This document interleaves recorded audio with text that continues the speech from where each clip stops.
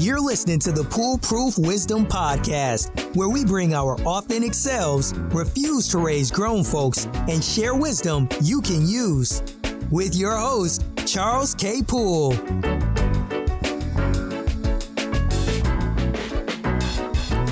Good morning and Happy New Year. Welcome to what is actually, wow, believe it or not, the fourth season of the PoolePRoof Wisdom Podcast, and I'm thrilled to be back here with you again. Today, I want to introduce you to a guest that I think you're going to be very excited by. Remember the old idea that a person chooses a profession and then does that thing for the rest of their lives? It's how the world thought everyone would be happiest back then, but time and experience has proven that the bold, the inspired, the creative among us can do multiple things, often at the same time. Which brings me to today's guest. When I first met Vonda Paige, she was a nonprofit executive with a well-known foundation focused on leadership training and development for young people between the ages of 13 to 18. She was a powerhouse, loved and lived the work, and impressed, to be quite honest, the hell out of me. What I didn't know is that beyond being that exceptional executive, she was also a social media, content marketing, and communication strategist with more than 25 years of demonstrated success in nonprofit management and operations, marketing, event and conference planning, program delivery and implementation, youth engagement, and, here's an interesting one, filmmaking. So after serving as a nonprofit executive for 10 years, she moved forward and used her skills with a return to public relations and social media management for the city of Los Angeles. But guess what? There's more. Vonda is a founder of 2CHI Entertainment and an executive producer and producer of the documentary film, The Woodstock of House. The film, which tells the story of the creation of Chicago house music, has been featured in 17 festivals, including the prestigious Pan-African Festival du Cannes in Cannes, France. It was the opening film of the African Diaspora International Film Festival this past September in Paris, and the documentary has won a total of 10 awards, including Best Documentary at the San Diego Black Film Festival, the Gary International Black Film Festival, the Diamond State Black Film Festival, and the Detroit Black Film Festival. Think that's all she's had time for? Hold on. She's also an award-winning journalist, having reported for the Springfield, Missouri News Leader and Associated Press. She received an Outstanding Spot News Reporting Award from the Missouri Associated Press editors, an Outstanding News Writing Award from the Associated Press, and a First Place Outstanding News Writing Award from the News Leader. Her love of history and determination to showcase the achievements of African American women led her to create The First Black Woman, a digital project. Using social media, The First Black Woman shares and highlights facts about Black women who are barrier breakers in various fields, including sports, education, politics, entertainment. The list goes on. She's very active in her community and committed to social change and justice. She's a proud member of Delta Sigma Theta Sorority Incorporated, the nation's largest African American service sorority. She has held local, state, regional, and national offices in Philadelphia and Los Angeles and has received numerous awards for her volunteer work. Vonda's been named to Who's Who in Black Los Angeles 3 times and was named one of Philadelphia's most influential African American leaders 3 times as well. By now, I know a lot of us may be feeling like underachievers. That's why I wanted to talk with Vonda today about all of it. How she does it, and what she'd tell everyone about not limiting themselves to any one thing they love when it's possible to pursue all your interests. So, sit back, listen in, and I really believe that by the end of this episode, you'll be inspired to go out and do all the things, good people. But if that inner saboteur tries to convince you otherwise, just tune in again and listen to Vonda. She's living proof that it is possible.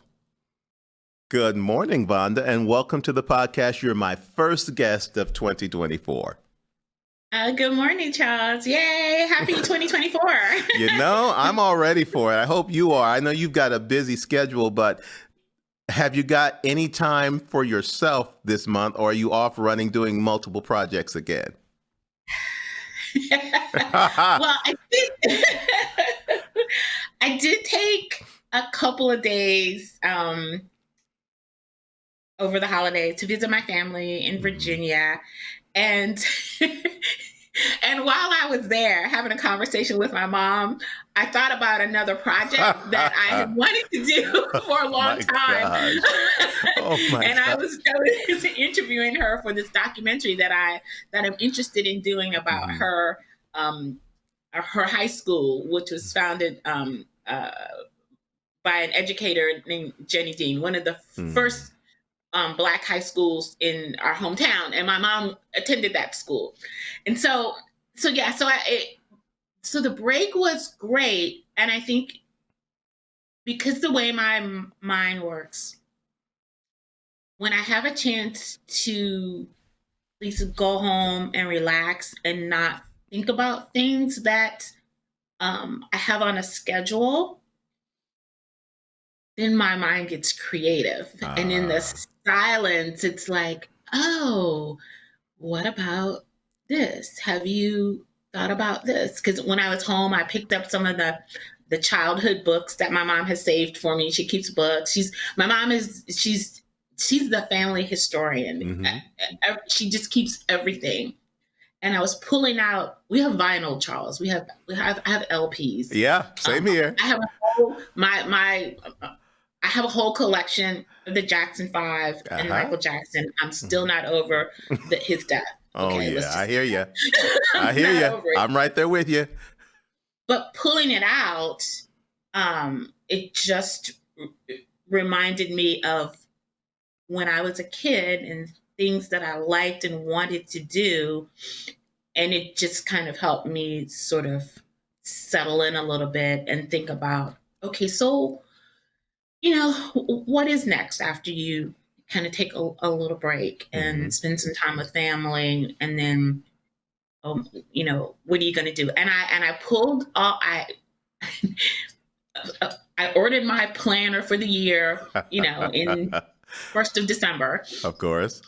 So I have it. So I kind of have all of my tools, but I haven't started filling it in yet, because I said to myself, really just go ahead and take quite a little bit of a mental break. Right. And then come back to it.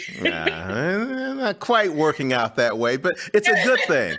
The theme of this episode at the beginning of the year, because I believe so important is it that people understand that when you start this new year, there are all these resolutions and stuff, which I don't make, by the way, but there is still the idea to think, how can I be better this year than perhaps I was in the last year?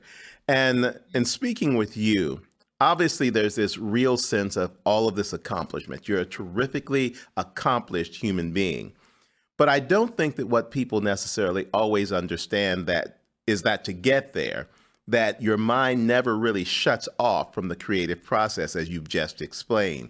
No matter what you attend, no matter where you are, something always clicks that lets you know there's this I can do, or maybe I should consider this. I was, Logan, our engineer here in the studio, I had to apologize because I do these little clips on YouTube called PoolePRoof Wisdom Moments. I'm always sending myself notes about ideas I want to use to generate those. And instead of sending it to myself, I sent it to him. So I was like, that's not for you, it's for me. But I want to talk to you a little bit about that process, the creative process. And given how you and I met many, many years ago as a foundation executive, you have done that. You are a public relations and marketing pro. You are a writer, an editor. You are everything. And some people devote their creativity to one thing. You create so many things. Tell me about the creative process for you and how you keep it all together so that you're not limiting yourself to one area or the other.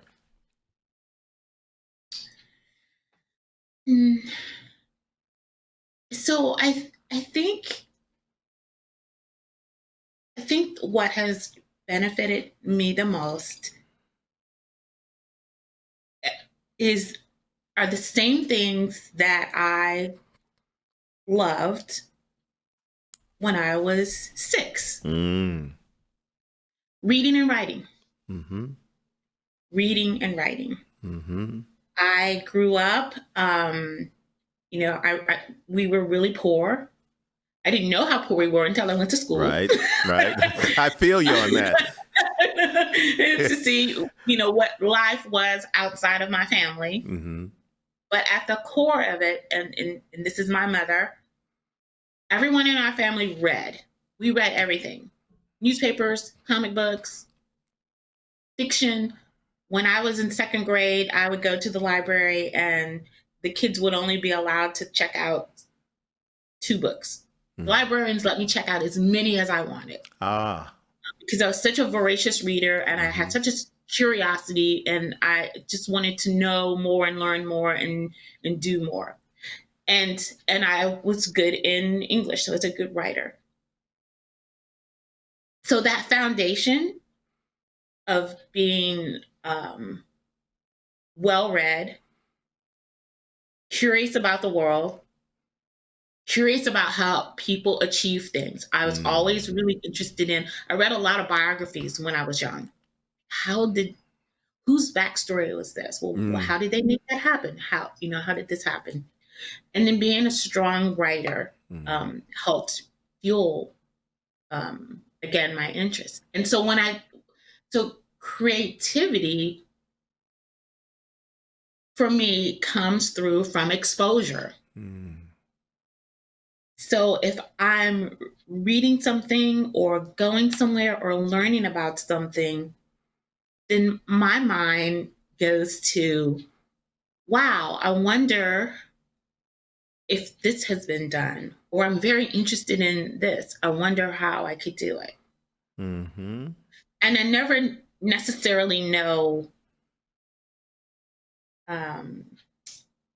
sort of all the steps or how it would be done, but I always know about the idea. Okay. I always know about the idea, and that's where I kind of get excited about it and start to write it down. And there was a time, so fast forward to technology. So I in my bag everywhere I go, I have a pen and a notebook. Right. I just do. Mm-hmm. Everybody, whoever needs, somebody says, "Oh, I need a pen." I always have one, maybe 2. I need to write something down. Who has any paper? I always have. Vonda does. I always have paper. I used to carry around a book all the time, like just in case, But so in technology, though, so I still have my pen and my paper. But it's so funny, the story that you just shared. I have ideas. Sometimes I'll text it to myself. Exactly, like same. Right. In the moment, don't forget, do this, and I'm looking through my phone. A couple days ago, like, oh yeah, so I remember to do this and do that and do that. And do that. Mm-hmm. So that's where it's so. When the idea comes, and then I kind of flesh it out in my mind a little bit. Then I start to lay out like the how and what are the steps. And I've always been extremely organized. I've always been a very organized person. And so that has helped tremendously. And I start to I start to task it out. Mm-hmm. And how long should this take? And who do I need to call? And what kind of research do I need to do? And how do I want to do it? Mm-hmm. And I never think, I almost never think about,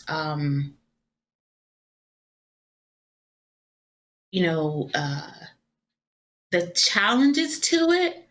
I always just think about what I would like for it to look like. And then once I get into it, because you know what, if you start with the challenges, then you might be discouraged. Mm-hmm, mm-hmm. Because many of the projects that you alluded to that I've done, if I had known about all the challenges, Charles, I might not have done any of that stuff.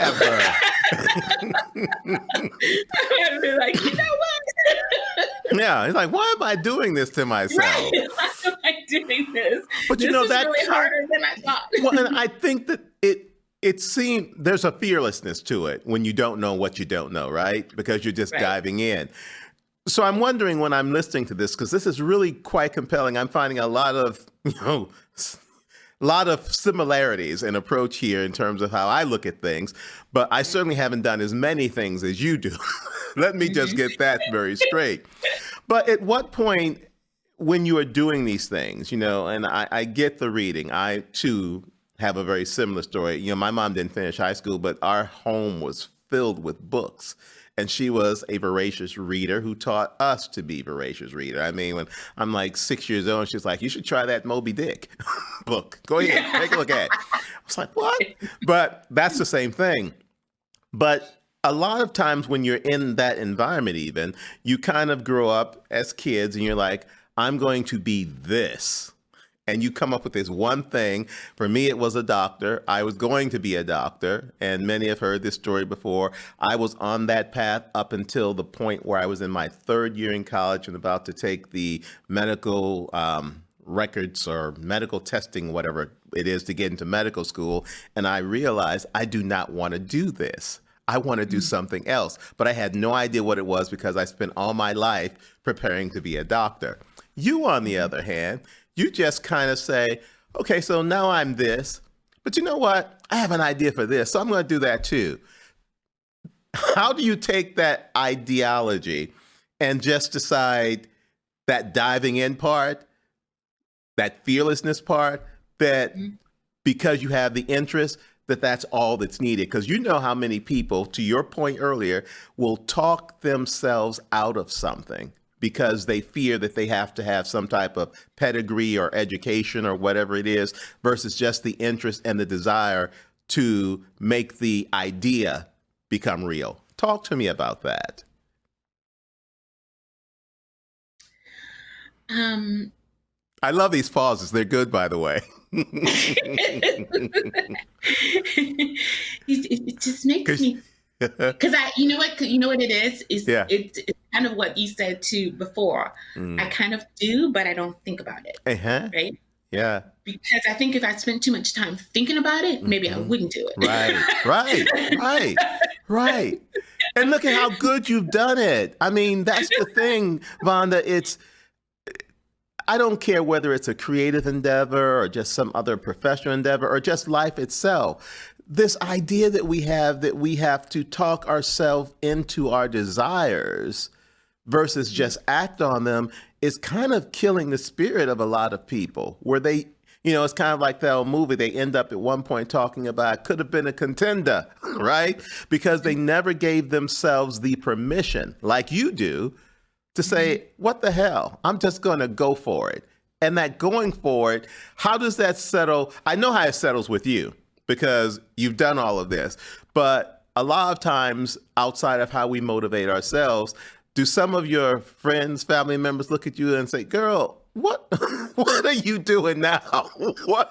Why are you doing this? All the time. But on the other side, though, I have such tremendous support from my family. Right. One of my cousins, I call her, she's my hype man. She'll talk about something that I've achieved before I will. She will share things about what's happening with me. Because I remember my mom said to me one day, she said, why is it that I have to find out from your cousin that you won an award? Why indeed? Why? So, well, I was going to tell you, I just hadn't had a chance to get to it. And I haven't had time. Yeah. So I think it may go back to some earlier experiences that I had when I was in one particular one when I was in high school. I knew I wanted to be a reporter. I saw All the President's Men. Watergate. I just really liked writing, and I was the editor of my junior high, newspaper. Mm-hmm. Again, I had some really good teachers. Mm-hmm. And in high school, I became the first, Black editor of my high school newspaper. Mm-hmm. My journalism teacher, she got a call from a local newspaper, and they were looking for student writers. So my journalism teacher recommended me to cover my high school. Mm-hmm. And so I did that for a year. And then the next year, the editor said, listen, these other kids aren't meeting deadlines or aren't covering. So would you be interested in covering all 5 high schools in your county? Wow. So I got everybody's. Everybody's Wow. That is amazing. So I've been working in my field since I was 15 as a writer. My first job was, the career that I wanted. Mm-hmm. And then when my junior year of high school, I took a typing class because journalists need to type. Type, right? But the business teacher said to me, oh, you're Vonda Paige. I haven't seen you in any of the business classes. And I said, well, I'm really not interested in business classes. I'm taking the academic track because I'm interested in, I'm going to college. And she said, well, you really should take typing too, because that will kind of help you, get a job in like the secretarial field. And I said to her, I'm not going to need that. Mm-hmm. I said, I'm taking typing because I'm going to be a journalist, and journalists need to know how to type. Mm-hmm. And I went home and I told my mom that story, and she said, you don't have to take not one business class if you don't want to. There you go. Good for mama. Take the typing class that you need. Right. That's if I need to call down to that school, I will. Right. Good. Yeah, see, love on mama. So right there, in that moment, I was given the support and the confidence and the knowledge that I knew that what I wanted to do was right for me, and forget what that lady said. Mm-hmm. And then, by the time my senior year, I was selected to the college that I wanted to attend, and I had a full ride scholarship. And so that just kind of set me on the path that, okay, if you want to do something and you have a goal, just go ahead and go for it, no matter what, and plan.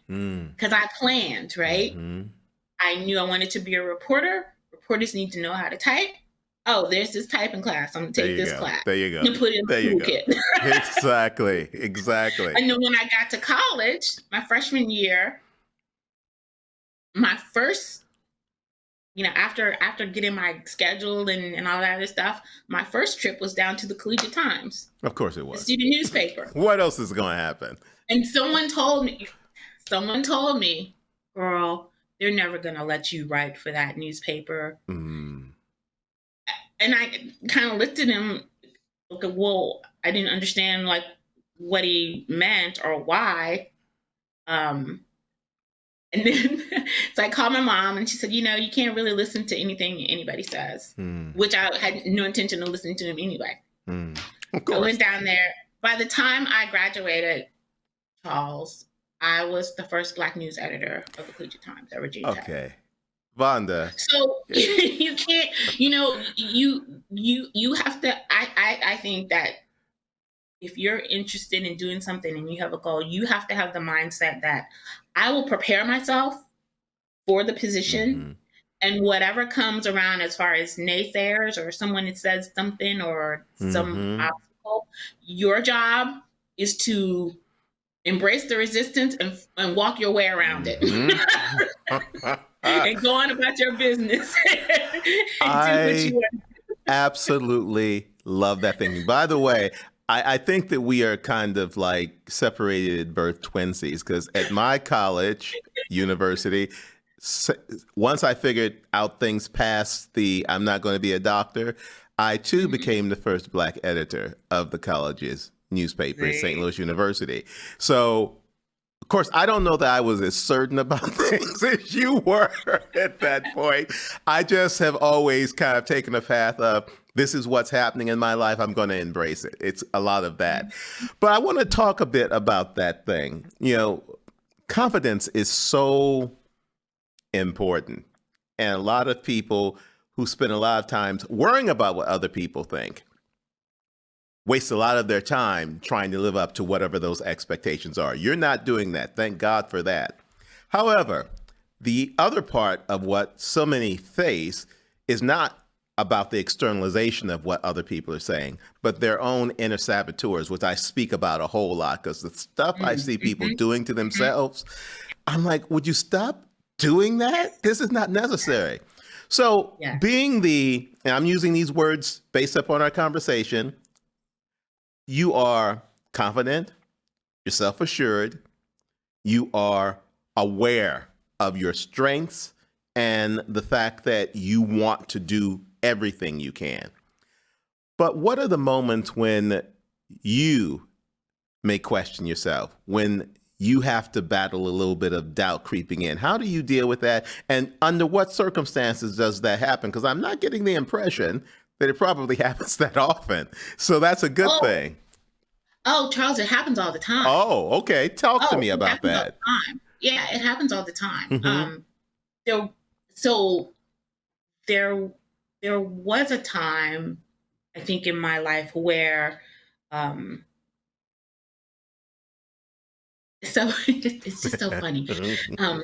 So after I graduated college, and it took me some time to find a job, and you know, and it really was a short period of time. It was 6 months, but it seemed like 6 years. Yeah, I was in hives, and you know, and I was like, you don't stop worrying about this. Let it go. It's gonna be fine. So, and she was right, of course. So I got my first job, and my goal was to get to the Associated Press. So I knew what I had to do to get there, because I had talked to this woman at a job fair when I was in college in my senior year. She said, you must start at a small newspaper, you go to a medium newspaper, you take the test, and then you get appointed to a bureau in the AP. So I started at a small newspaper. I stayed there 9 months. I went to Springfield, Missouri, Charles. I lived in Missouri. I heard that. Springfield News Leader. I hear that. Yes. Where I won a number of news awards for stories. But again, all those experiences were first time. My first job interview was the first time I ever flew on a plane. Wow.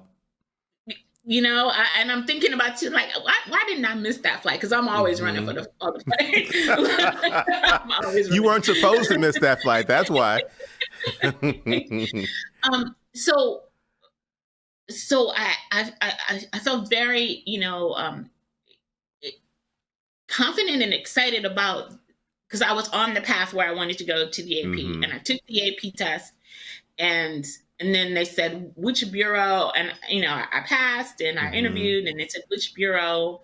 And there was an opening in New York. No, there was an opening in Trenton, and there was an opening in Philadelphia. And I chose Philadelphia because it was on one of my cities to live in, because I had 5 cities on a list where I would like to live someday. So I was like, all right, so I'm going to knock off Philadelphia right now. You know, I want to know the other ones too, by the way. Yeah, or the other one. New York. Okay. Los Angeles, where I am. Okay. Gotcha. And at the time, I had thoughts about being working overseas for the AP. Okay, I see. In a bureau. Yeah, I gotcha. So, but during those times, there were certainly times when I would just be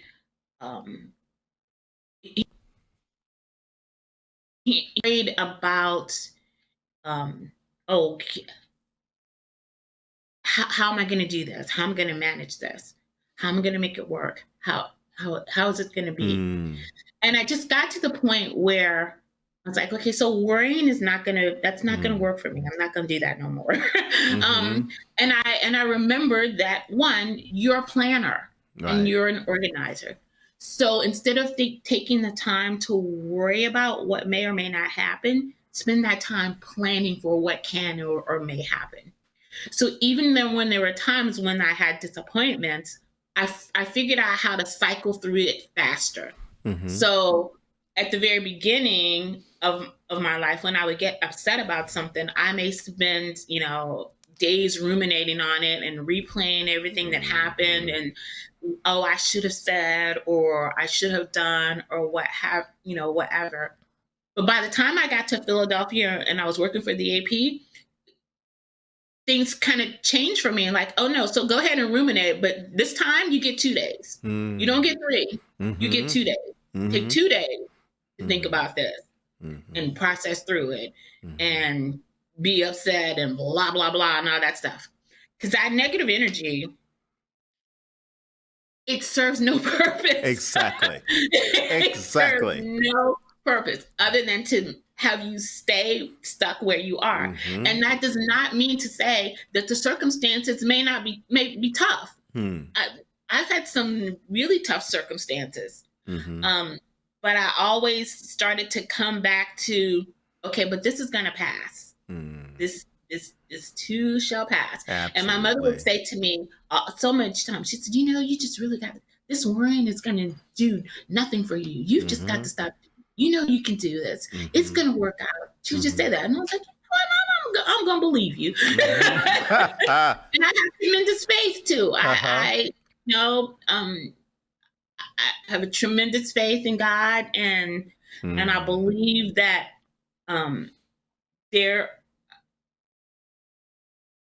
the ideas that come to me, I think they're inspired and given for me to do. And so I think, all right, so if you told me, Lord, that I could, that this can be done, I need you to work it out too. There you go. Yeah. I need a partner here. There you I'm go. gonna do my part to work it. I need you to do your part to open that door on the other side. I think it's so important for you to say that because, first of all, that's a testimony. If there's ever a testimony, it's right there. And there are so many people who believe everything is supposed to just always go right. Everything is supposed to happen as they envision it. And what you and I know better than anything else, and I still quote the late, great Tony Bennett when he says this. He says, if you live long enough, life will teach you how to live it. And that is a true statement. But that faith, once you've been through something enough, you're like, I got this. I know that I'm not doing this by myself. This is a faith walk for me. And I think that is really foundational to everything that you just got through speaking about. From your mom, you didn't end up with your mom by happenstance. There are no coincidences. You got your mom because she was exactly the mom that you needed, right? Same here. And every time you may have had those doubts, you already had in place that person who was put there expressly to remind you of what you now have come to know. Is that a fair way of looking at it? Absolutely. I think it's fantastic that you're able to do this because the thing is, you don't walk into the day expecting anything. You walk into the day looking at what you can add to it. And that's a huge distinction. All of this success that you've had, you didn't decide I'm going to be all these things so I can get this. You did it because you want to put something into this world. You want to make a statement. And I'd like you to talk somewhat about the importance of that, because I know what's really important to you as well is your sense of community. Your sorority, for instance, I know how important it is to you. I see it when you're doing the celebrations, that sisterhood. How does having that type of support level, as well as the others you mentioned, play into what I think is a representative strength in you that helps you to be a better mentor and friend and family member and all the things you are to other people? So I think that part comes from remembering, again, that for much of what I've accomplished, there are always people along the way who helped. And so I felt I felt then and continue to believe that I have a role and a responsibility to do for others what was done for me. So when I went to Virginia Tech, I had like a peer counselor. That was a program that's like, so we want to help you first year students be successful. Here's somebody who can talk to you can talk to and get information, etc. So my sophomore year, I volunteered to be a peer counselor because I thought it was beneficial to me. Right, so right. I did that. I was the first person in my college, in my family, to go to college. I had no idea about fraternities, sororities, or anything. I didn't know what any of that stuff was. Frances Page was, you gonna do what? What is that? But I looked at these women on campus, and I saw that they exemplified like a level of scholarship, achievement, and service to the community wide. And there were, Black women who I admired who were members of this organization. And I'm speaking of at the time that, I was a great, fan of Shirley Chisholm and Barbara Jordan. And so it's like, oh yeah, I want to be part of that. And there's my view of the organization was such at a small level in college, but when I graduated, I just saw the huge impact of the organization, and so that even further fueled the commitment I had made to continue to be part of it. Right. Because we have an opportunity to touch so many lives and open doors for so many others because doors were open for us. So that's really what fuels my commitment to stay involved and to, work through our programs around, social justice and education and, mentoring for young people, because I had been a recipient of all those things in one form or another. So now I get to be part of this huge collective, this huge organization that is looking to move our communities forward in a way that is so important. And it also kind of goes back to one of the reasons why being a journalist was so important to me: information sharing. Right. I always thought it was so important, especially for our community, that we're represented and that information is shared about what is going on and how it can impact your life and and the need to know. Right. So if I know about this, then I wanted everybody to know about it. Everybody to know. So when you're looking at it from that perspective as well, it's sharing. It's sharing, and I love that idea.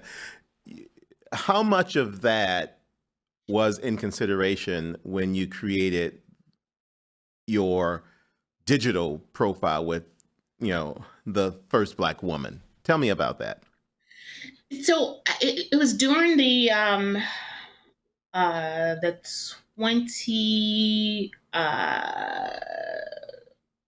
2014 Olympics, I think. Can't remember exactly the year, but it was the year that Gabby Douglas was the first Black woman to win the all around gold medal. And in that particular year, I had just read different stories of Black women who had achieved the first in that particular year. And I thought, wow. And then there had been a conversation online that I had witnessed where someone had mistaken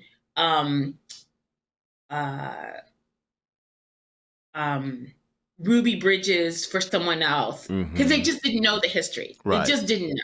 Right. And I thought, okay, so I didn't want to pile on to that young woman who just didn't know. But I thought, what if just kind of figure out how to create a platform that I can share these first stories. Mm-hmm. And again, because not only do I think that it's just important to know, so other women, other people can Mm-hmm. also see what's achievable. Right.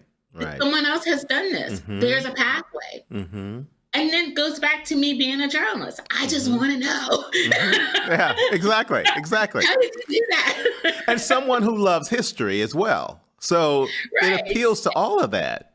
Exactly. And I worked with, and I said, and I molded around in my head about, the, what I wanted to be called. And I came up with the first Black woman. Mm-hmm. And then I worked with a designer to create the logo. Mm-hmm. And I love the fact that she created the logo, and it's a woman on a history book. Uh-huh.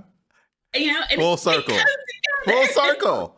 It's like, yes, she got exactly what I was trying to convey, Mm-hmm. Yeah. Storytelling. And so it's interesting to me to hear you say that, because your story is such, for me, sometimes people are always looking for a burning bush to have faith, right? Everybody didn't get a burning bush, but we do get our signs. And I always think that, the old saying is that, coincidence is God's way of staying anonymous, right? And when you see things like that, it's kind of giving me a little bit of goosebumps right now, because you're getting all these signs that, girl, you are on your journey that you're supposed to be on. And I'm standing right here with you on that journey to make sure you get exactly where you're supposed to go. When you look at this, what does that do for you in terms of motivating you every day to get up and find out what's ahead? Because, I don't worry about tomorrow. I don't worry about yesterday. I don't get the impression you do either. But each day I'm like, wow, I'm awake. What can I do now? How does that funnel into your approach? So it makes me, it makes me tremendously grateful, and it also reminds me that things can be taken away. Mm. And so how I got to public relations, the foundation, filmmaking, creating this digital project, was because my career in journalism was taken away. Mm-hmm. I did not plan on having carpal tunnel syndrome in my career as a journalist. If that hadn't happened, I believe I might be in that overseas bureau somewhere right now. Still using those typing skills. Still using those typing skills. Exactly. But and I remember, so it was a tough period for me, and I remember thinking, wait a minute, I've been doing this since I was 15. I'm like, Lord, are you serious right now? Mm-hmm. Are you serious right now? You're telling me you've carried me all this way. I've had this. And are you really serious right now? Yeah. I had a lot of conversations about that. Like, this is not fair. Mm-hmm. I asked for it. I'm pretty pissed off about it. Mm-hmm. Sitting in Philadelphia, I was in Philadelphia. I was like, But think of it though. And I know you've already reached here. You are still a journalist. You are still a journalist. Right. Nothing was taken away. What happened is that the opening of possibility was widened so that you could realize how you could deploy all of that skill that you have in, I can't even count the number of ways. So God didn't take anything away, right? Just broaden the perspective of what it could be. Mm-hmm. Mm-hmm. Because oftentimes when people will ask me, I get asked this a lot. Mm-hmm. How do you sleep? How are you able to juggle and do so many things? And you know what happened? I tell them, because I was a reporter for the Associated Press, a deadline a minute, news never stops. Exactly. I learned how to juggle. I learned how to write fast. I learned how to synthesize information quickly. I learned how to, and here's the thing that I think stops a lot of people. It's business. It's not personal. No. Like when you kind of get engaged too much with your feelings and emotions about things, that can kind of stop your progress too. Absolutely. Because you sort of internalize. And I'm a person who what's the word? The one is I'm an empath. So I can take in all the feelings. So I have to remember how to guard some of that too. And I can read a room, and Charles, I know when I'm going to get something. I know what someone is I can look at a situation and I say, she's getting ready to say X, Y, Z. And then sometimes I don't even want to know.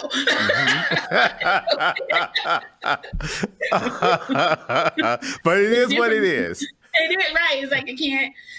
And I just had a situation where there was something that I wanted, and I didn't get it. And it reminded me, like the question you asked me earlier about when something doesn't go right, how do you continue to get up and go through it?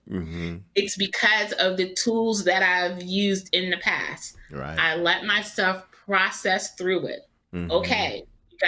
On this next thing, I got one more day to be upset about it. And then I've just got to transition on, because I'm having to look at it from the standpoint of, okay, so yeah, this I wanted, and I wanted it for these reasons. And what I'm learning about the situation is that I'm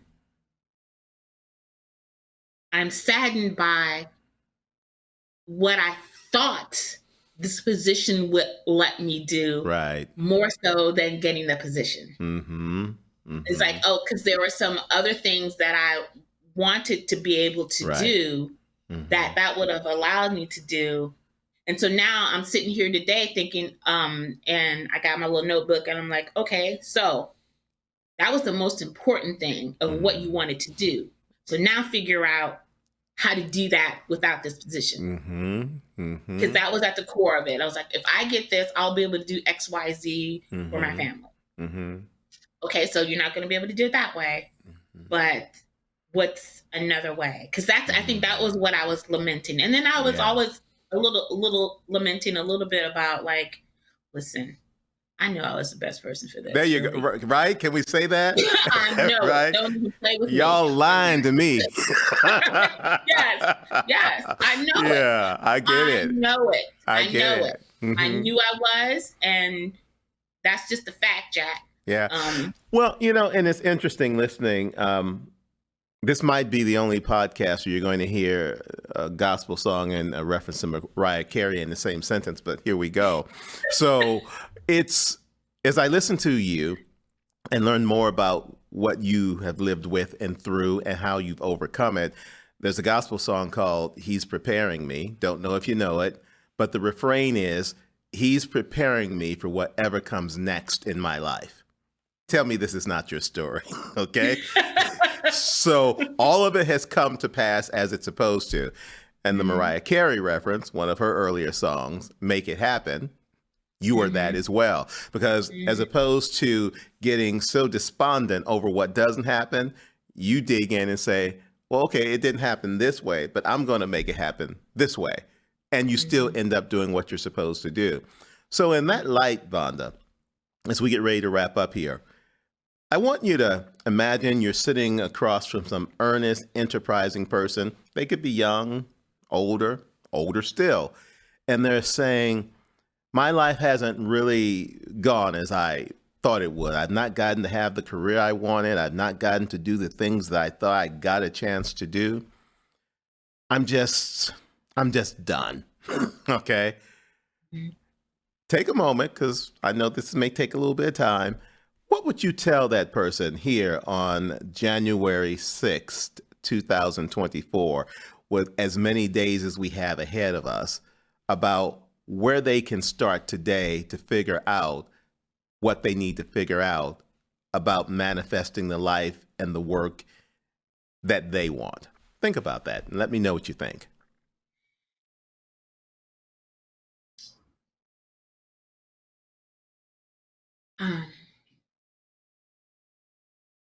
Don't worry. We don't worry about dead air here.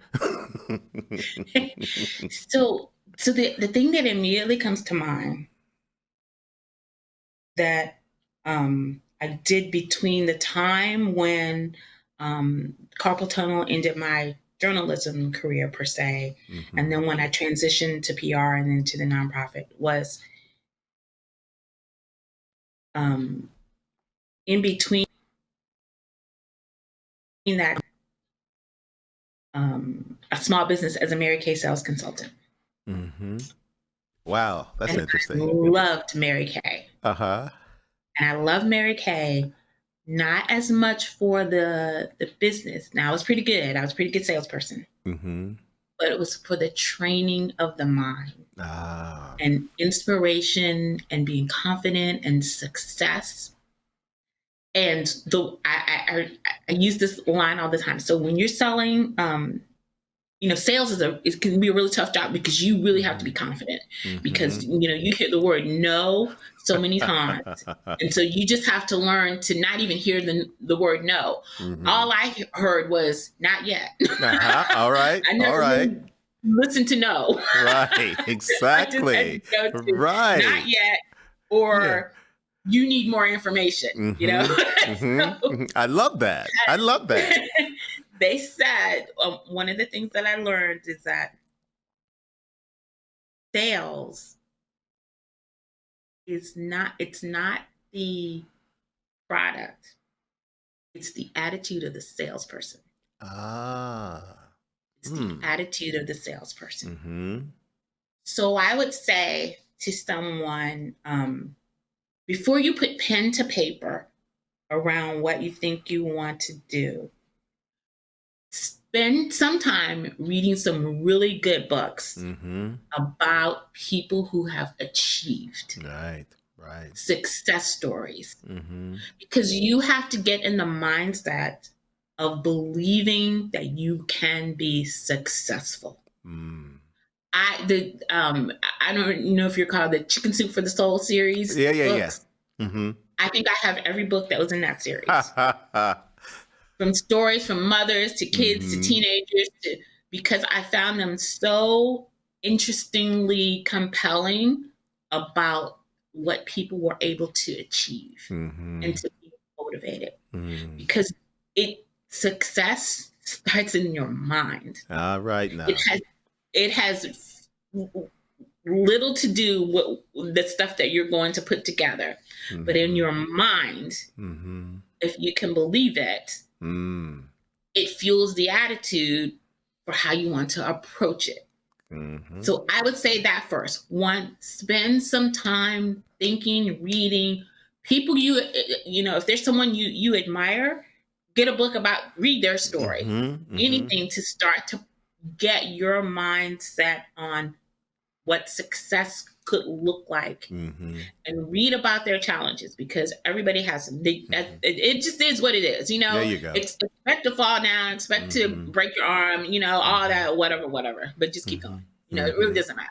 None of that stuff matters. You just can't even. You're like, all right, let me take some time. I'll feel a little better. Okay, go on. Yeah, you just exactly. have to. Exactly. You can't spend any more time. You can ruminate. Like I said, I get it down to 2 days now. 2 days. Be upset. There you go.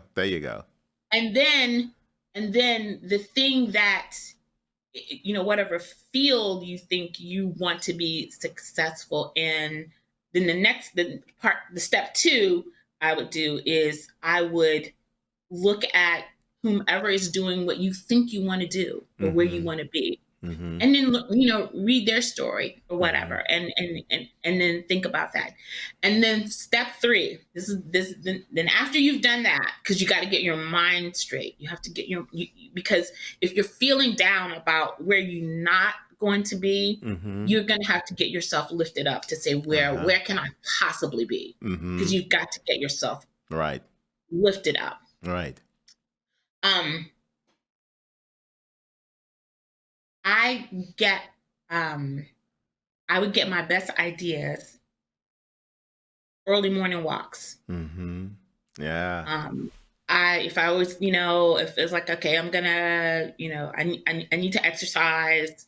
Okay, I'm not crazy about exercising, but I do like to walk, and I would get such great ideas early morning walks. Find the place or or the area where you can get some quiet time so you can just hear, like you said, Charles, the whisper. That's right. The voice Mm-hmm. that comes to you about the thing. Mm-hmm. And it may not be a burning bush, but it could be you bump into somebody and you're like, oh, we need something where if I bump into somebody, Mm-hmm. I can do X, Y, Z. Exactly. Whatever the whisper is. And don't discount the Mm-hmm. those little things, because sometimes you might miss it because you're discounting it. Right. And then whatever comes to you about, oh, this idea, blah, blah, blah, then you go back to your other part where I did the reading, the preparing, the thinking about strategizing. And then Stephen King, I love Stephen King, his book on writing. Mm-hmm. One of the first principles he says is, don't be afraid of writing a shitty first draft. Don't worry about it. Exactly. Because you just have to get started. And what he's saying is just get started, because you can always edit. So I keep that in mind for everything I do. I think, okay, so I don't know all the stuff, but what I will do is I will open a computer or on my journal, and I'll just start writing down stuff. Like, oh, I could do this, I need to call this person. Just stream of consciousness, just getting it down. And then you can start to come back to it and make it take shape for what you want to do. Because to me, once the mindset, the idea, then you start the planning. Exactly. And then that's how you can get out of, oh, I'm not where I want to be, to, well, let me figure out the path to where I want to be. Exactly. And never, ever, ever, ever, ever, ever, ever, ever, ever, ever, ever, ever, ever compare your journey to somebody else's. There you go. That's a killer. Because your journey is your journey. In your soon to be forthcoming book, I hope, because you just gave a whole book outline here with what you've shared with this audience. But I'm serious about that. That's something that's next on that list for you, and I'm manifesting it for you myself. I do want to close out by asking one more question, since you are a filmmaker. What you working on now? So what we're trying to finish out the Woods Backup House. The next phase of that is the film is in the can. However, we need to work on distribution plan for it. So we're trying to get it sold. That's the next step. It's like, okay, how can we get this package? Who can where? Streaming, theaters, or whatever. That's the next step for that project. And so in our team also, we have some other screenplays that we're trying to figure out. So we have a couple of nonfiction stories. We have a kind of biopic. Trying to figure out what's the next project we want to launch there. For me personally, I'm very much interested in telling the story of Jenny Dean in my high school. The documentary of this woman who organized schools for Black students in Virginia. Wow. And that's something that's going to be listen, I've got one movie I'm looking forward to this year. It's Ava DuVernay film, Origin. I want to see that. And now I'm waiting for this one. So when you get that ready, it's all right. God willing, I'm around. Let me know. I'm all about films that help to do so many of the things that you do so well, Vonda, not only that tells the story, but also speaks to the intellect and the heart at the same time, and lets people know that there's more to what they should know than perhaps they've given themselves an opportunity to experience. That's the thing I enjoy. I'm a big documentary fan. I will sit for hours and just take it all in. So I'm going to look forward to that. And I do want to thank you so much for this time today, because first of all, at the risk of some conceit, I knew it was going to be a great conversation. It's just, and the thing is, this is the truth about this situation here. You and I know each other. We've worked together over the, past years and everything, but it's not like we're in each other's orbit each day. But spirit knows spirit. And that gracious spirit that you have that makes people feel like they're welcome. I knew that you'd be able to help others who are starting this year off, perhaps a little bit not where they hope to be, understand that there's an opportunity. Because look at you. You remember that thing that you heard that Oprah Winfrey was told by Quincy Jones years ago with that whole color purple thing, which is that your future's so bright, it burns my eyes. Well, you kind of have that same effervescence. And I am looking forward to everything else you're going to do. Not trying to ever keep up with you, because I'm too old for that. But just to take it in and to witness how you continually do all the things with the same level of expertise, professionalism, passion, and I think faith that makes them the success that they are. So thank you so much for the time today, Vonda. And if anything else pops up that you end up doing, it probably will next end up with you, at the White House running things for the country. So I won't be surprised by that either. So thank you so much for the time today. Thank you, Charles. I appreciate it. All right. Thank you all. Thanks for joining us on this episode of the PoolePRoof Wisdom Podcast. We always enjoy the company. Be sure to listen, like, subscribe, and share using Google and Apple Podcasts, Audible, Spotify, Anchor, Overcast, YouTube, or via RSS, so you'll never miss a show. While you're at it, if you found value in this episode, we'd appreciate it very much if you simply tell a friend about the podcast too. Spread the word. Until next time, keep on living.